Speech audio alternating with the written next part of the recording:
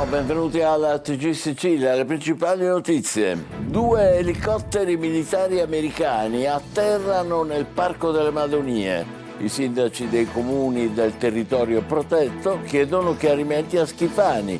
Interrogazione parlamentare del PD. Ancora alla deriva tra Lampedusa e Malta la nave metaniera russa. Con il suo carico di gasolio si rischia il disastro ambientale. Lampedusa senza risultati, le ricerche del bimbo di 2 anni disperso nel naufragio di un barchino di migranti partito dalla Tunisia. L'appello di Save the Children, servono vie sicure d'accesso all'Europa. Fiamme in un appartamento di Catania, evacuata la palazzina nel quartiere Cappuccini. Lieve intossicazione da fumo per alcuni agenti di polizia, indagini in corso sulle cause del rogo. Intimidazioni a politici. A Barcellona, Pozzo di Gotto, nel Messinese, minacce e insulti a Cateno De Luca. A Lentini, nel Siracusano, proiettile sull'auto di un consigliere comunale. Le loro reazioni ai nostri microfoni. Messina, 4 indagati per caporalato, raider pagati 3 euro a viaggio. Indagine dei carabinieri su un'azienda di consegna di alimenti a domicilio. Palermo, all'ospedale Villa Sofia, a falso portiere si aggirava per i locali con fare professionale e disinvolto, cartellino e tessera per utilizzare gli ascensori. Tutto fasullo, denunciato. Calcio, sarebbe al capolinea l'esperienza di Mimmo Toscano sulla panchina del Catania. A breve l'annuncio dell'esonero e il nome del nuovo allenatore chiamato a guidare i rossazzurri per tentare la promozione attraverso i play-off. In Serie B il Palermo vuole lasciarsi alle spalle la pesante sconfitta contro il Monza e ripartire subito nel turno infrasettimanale domani contro la Juve Stabia al Barbera. Alla vigilia Filippo Inzaghi valuta alcuni cambi di formazione.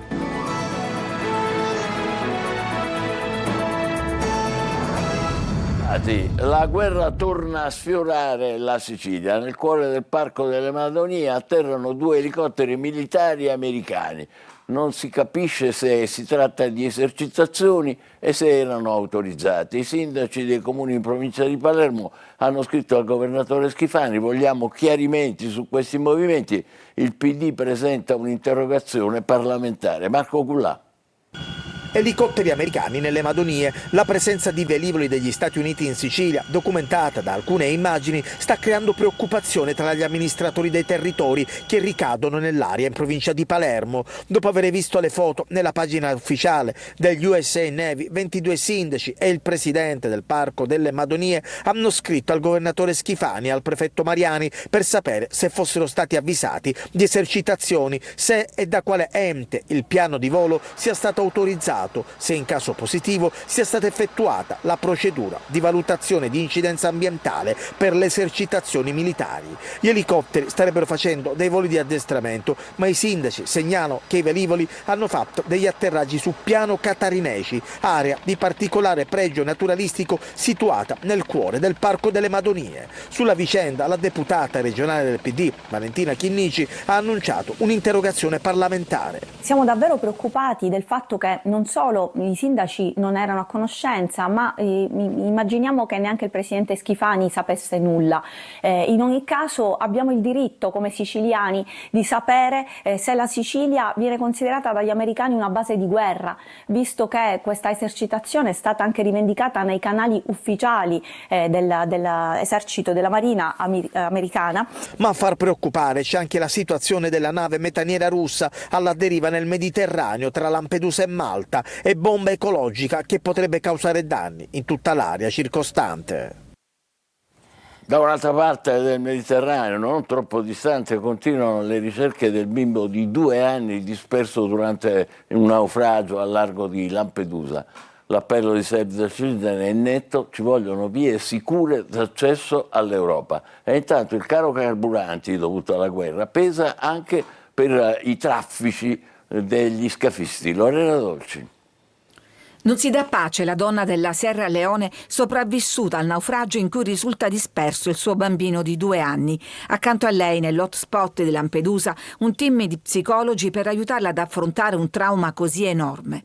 Lei, caduta in mare mentre il barcone pieno d'acqua sta affondando, cerca di stringere forte il piccolo, ma le scivola dalle braccia in quei momenti concitati. Poi lo vede sparire fra le onde. Disperso è l'eufemismo pietoso, in mancanza del corpo. Le ricerche del bambino sono ancora in corso, tutti salvi gli altri migranti. A soccorrerli una motovedetta della Guardia Costiera che è riuscita a salvare 64 persone. Il barchino di 9 metri era partito da Sfax in Tunisia la sera di venerdì scorso, dopo meno di 24 ore il naufragio. Di fronte a queste tragiche notizie ribadiamo con forza la richiesta di aprire canali regolari e sicuri verso l'Europa, che garantiscano il rispetto dei diritti umani e di attivare un sistema coordinato e strutturato di ricerca e soccorso in mare per salvare persone in pericolo. Sono 100 i bambini morti o dispersi negli ultimi 3 anni. Secondo l'Agenzia ONU per i rifugiati, nei primi 2 mesi di quest'anno sono già 500 le vittime, oltre un terzo dell'intero anno precedente.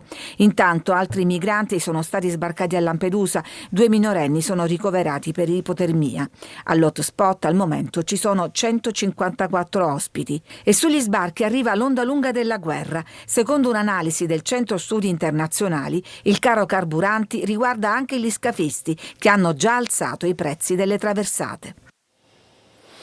Messina, i funerali di Daniela Zinnanti, uccisa a coltellate dal compagno reo confesso, saranno domani in Duomo alle 16 e domani sera dalle 21 alle 23, sempre in Piazza Duomo, amici e cittadini hanno organizzato una fiaccolata in sua memoria con lo slogan "Doveva essere una in più, non una in meno". I promotori invitano la città a reagire all'indifferenza e a sostenere la lotta contro i femminicidi.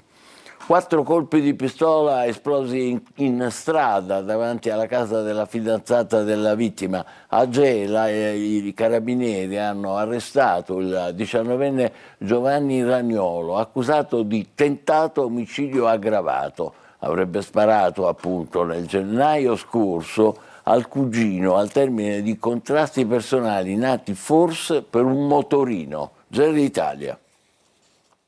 È sera in via Neri a Gela. Uno scooter arriva davanti all'abitazione della fidanzata della vittima. In pochi istanti gli spari, almeno 4 colpi esplosi ad altezza uomo. Il bersaglio è Antonino Ragnolo, 22 anni, che rimane ferito a un piede. A premere il grilletto, secondo gli investigatori dell'Arma dei Carabinieri, sarebbe stato il cugino 19enne Giovanni Ragnolo. Dopo mesi di indagini, la Procura della Repubblica di Gela ha ottenuto dal Tribunale un'ordinanza di custodia cautelare in carcere per tentato omicidio aggravato e porto illegale di arma da fuoco.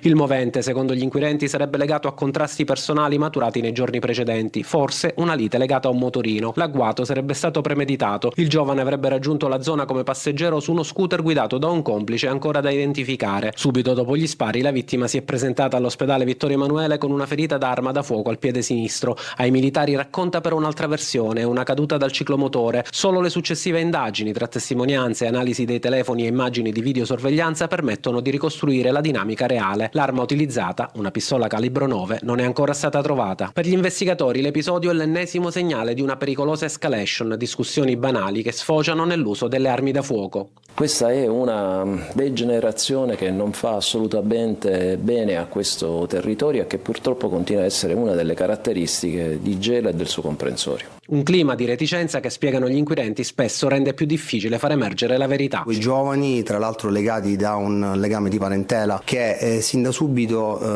la vittima ha tentato di nascondere l'evento simulando un incidente stradale. In questo caso però le indagini hanno comunque portato all'arresto del presunto responsabile, adesso detenuto nel carcere di Balate, mentre proseguono gli accertamenti per identificare il complice alla guida dello scooter. Palermo, nessuna traccia di pentimento, nessun senso di colpa. Giovanni Barreca, l'uomo accusato della strage di Altavilla Milice, nel corso di un drammatico esorcismo fatto di servizi mortali nei confronti della moglie e dei 2 figli piccoli, resta convinto di aver agito bene e che i suoi cari risorgeranno grazie alle sue azioni. Maglio Viola.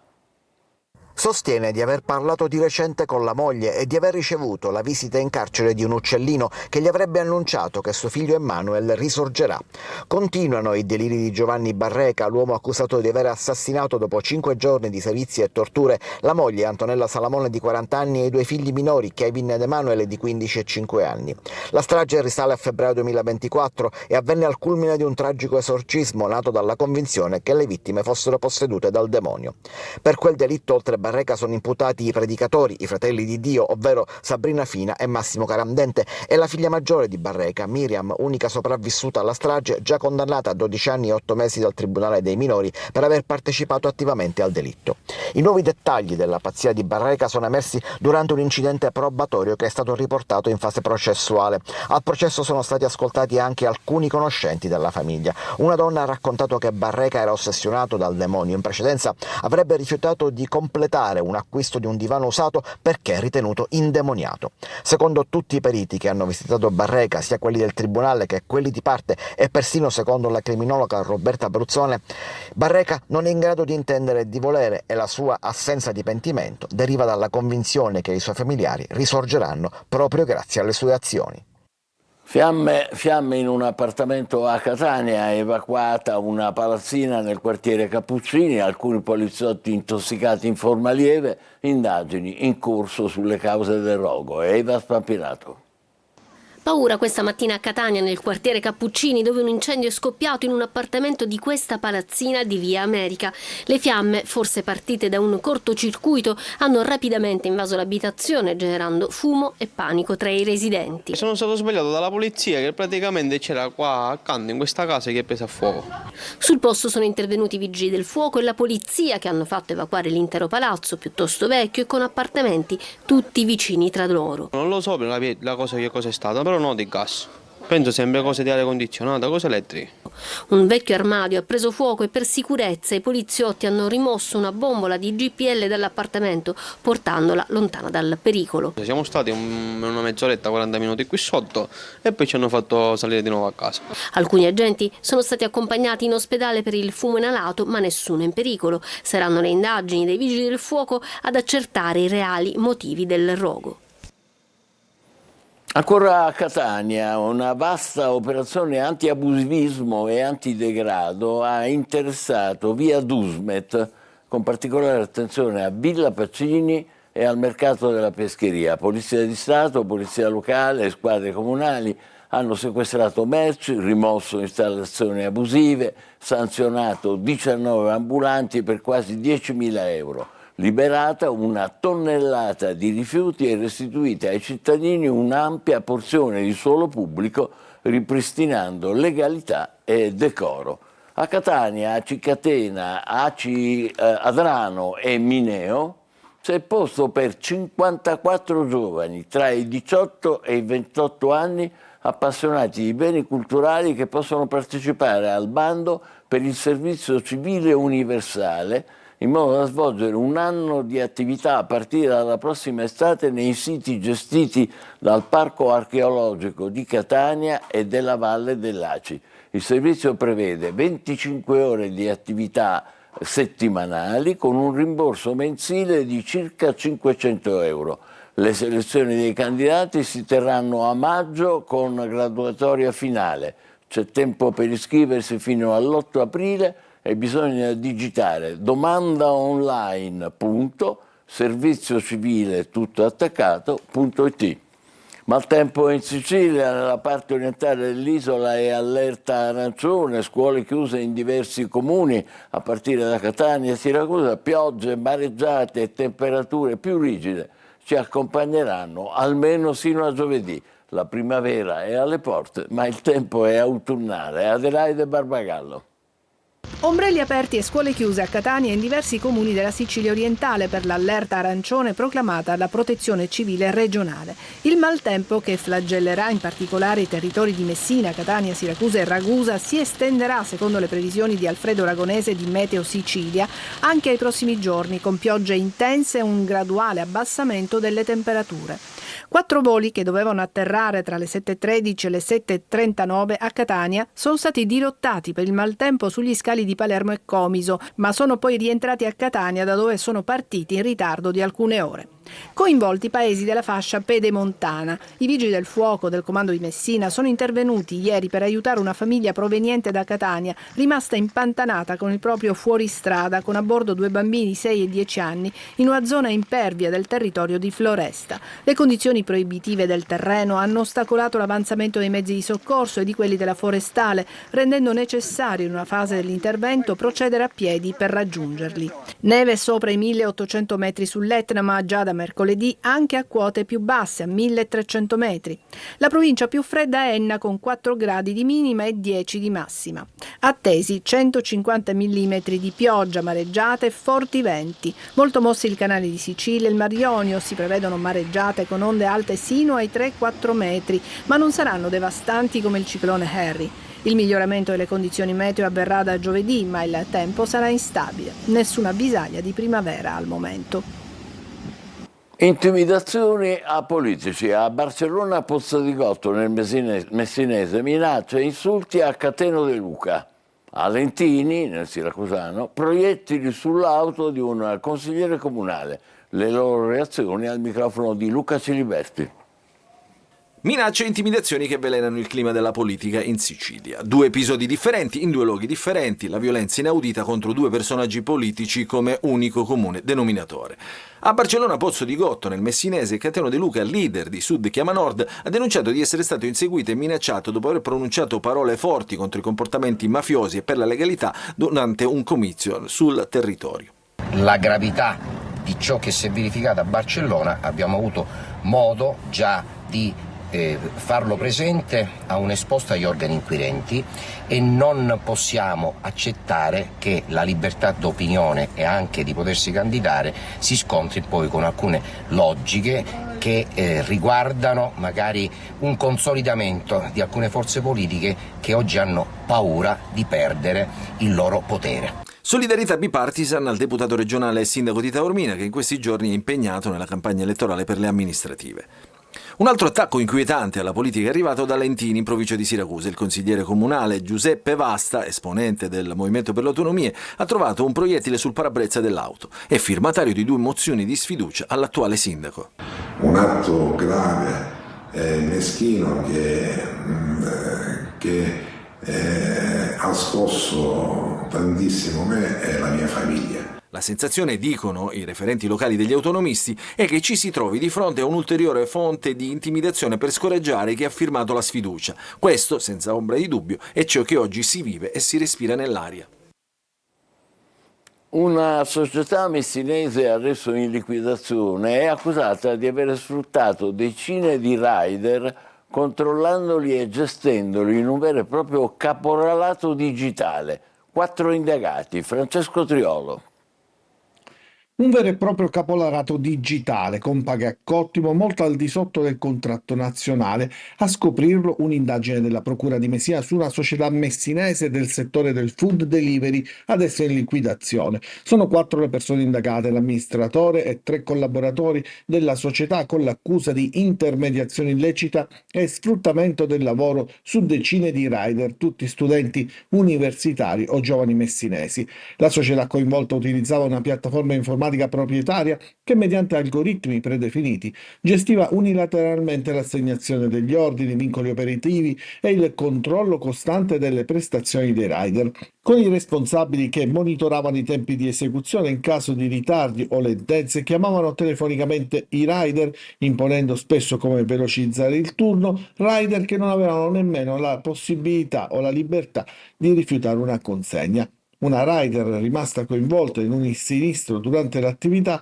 ha anche subito pressioni psicologiche per indurla a dimettersi per evitare controlli dell'INAIL, emesse sanzioni per quasi 67.000 euro e elusi contributi previdenziali e assistenziali per quasi 700.000 euro. È stato accertato come la società monitorava i compensi corrisposti a circa 300 rider per non superare la soglia dei 5.000 euro l'anno, per rimanere nel tetto della prestazione occasionale. Gli indagati, inoltre, venuti a conoscenza delle indagini, avrebbero cercato di occultare le prove a loro carico. L'apparenza inganna, è proprio il caso di dirlo. A Palermo l'uomo si aggirava per i locali dell'ospedale Villa Sofia con fare professionale, disinvolto, cartellino, tessera per utilizzare gli ascensori. Tutti pensavano fosse il portiere, ma non c'entrava nulla. Denunciato. Adelaide Barbagallo. Si muoveva tra i corridoi dell'ospedale Villa Sofia di Palermo con la disinvoltura di un veterano e un'autorità tale da non sollevare il minimo sospetto. Sguardo fiero di chi presidia l'ingresso di ambulatori e corsie con grande professionalità. Ma l'apparenza inganna, gli atteggiamenti da esperto della security servivano a mascherare una grande verità. Il pensionato di 68 anni non era un dipendente della struttura né un addetto alla sicurezza autorizzato. L'uomo è stato sorpreso ai militari mentre svolgeva a tutti gli effetti attività di portierato. A rendere credibile la sua posizione agli occhi dei pazienti e del personale ignaro era un kit di ordinanza curato nei minimi dettagli. Un tesserino identificativo contraffatto completo di fototessere e logo ufficiale dell'azienda ospedaliera, nonché un badge elettronico, risultato abilitato al comando e all'utilizzo degli ascensori della struttura, che gli avrebbe garantito la piena libertà di movimento tra i reparti. Ma, come si suol dire, il diavolo fa le pentole ma non i coperchi. L'uomo è stato scoperto dai carabinieri e adesso è accusato di falsità materiale commessa dal privato. Succede anche questo. A Siracusa una mostra celebra la donna e la sua forza. Al liceo Einaudi fino a mercoledì esposte le opere dell'artista Giusy Pistritto, realizzate con la tecnica dell'iperrealismo. Che la donna ha un grande valore personale, un grande valore anche a livello di diritti, quindi che possono essere diritti lavorativi. La cultura del rispetto della donna va diffusa soprattutto già da quando si è piccoli. Anche per questo la mostra è stata allestita qui, a scuola, al liceo Einaudi. Molte delle protagoniste hanno dei tratti molto vicini alle nostre studentesse, alle donne e alle ragazze che caratterizzano la nostra età. Siamo arrivati alla pausa, subito dopo per il calcio l'attesa per le sorti di Toscano. Nelle prossime ore dovrebbe arrivare l'esonero. State con noi, vi diremo tutto fra poco.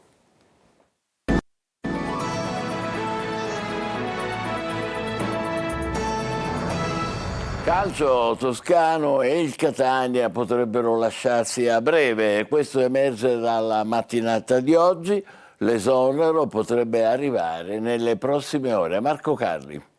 Toscano al capolinea, si andrebbe dunque verso l'esonero del tecnico che ha guidato la squadra nell'ultimo anno e mezzo. Questo emerge dalle prime ore di lavoro del club dopo la partita di Altamura. Non sarebbe bastata la vittoria di ieri per assicurare all'allenatore la permanenza. Il gol di Casasola che fa vincere il Catania, l'esultanza vicino ai tifosi che volevano i 3 punti, Casasola e Donnarumma che si schierano con il tecnico e una società che riflette da tempo ormai sul ruolo dell'allenatore e che sembrerebbe abbia risposto alla domanda, sempre la stessa, legata all'espressione di gioco e alla capacità di adattamento del tecnico. E soprattutto se vittorie come quella di Altamura possono dare garanzie in vista dei playoff, dove il Catania deve giocare per ottenere la promozione e non perdere un'altra stagione. Ecco perché nel frattempo si sono sondati vari nomi, da Caserta poi finito all'Empoli, fino ad altri nomi come quello di Maran, ex di turno, contattato ma senza seguito al momento. L'allenatore nuovo non farà parte probabilmente del ventaglio dei nomi finora usciti. Di certo una caratteristica cercata è una maggiore duttilità nel modo di schierare la squadra. 6 partite da giocare per conservare il secondo posto, la Salernitana è a -7, dunque la situazione sarebbe abbastanza sotto controllo, ma soprattutto 6 partite per trovare le alchimie giuste in vista dei playoff. Ad Altamura gli ultimi minuti hanno visto un Catania proiettato in avanti con più giocatori in campo capaci di riempire l'area, di fornire palloni giocabili alle punte. A Toscano non sarebbe bastato per conservare la panchina, ma è da quella base che si deve partire per coronare il sogno. È già vigilia di campionato per il Palermo che dopo la batosta di Monza domani affronterà in casa la Juve Stabia. Dubbi di formazione per Inzaghi. Marco Gullà.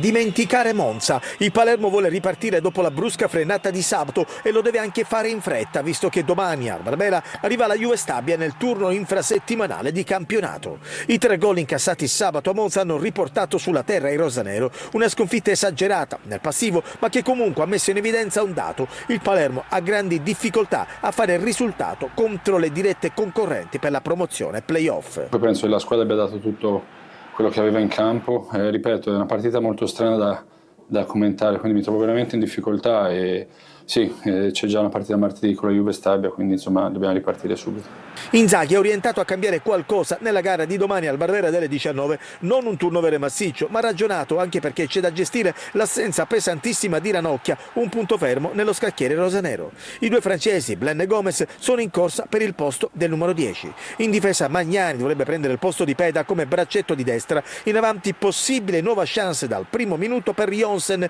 il norvegese, dovrebbe prendere il posto di Leduaron sulla 3/4, poi ovviamente conferma per Palumbo e poi Giampalo. E noi ci fermiamo qui, grazie per l'attenzione e buon pomeriggio.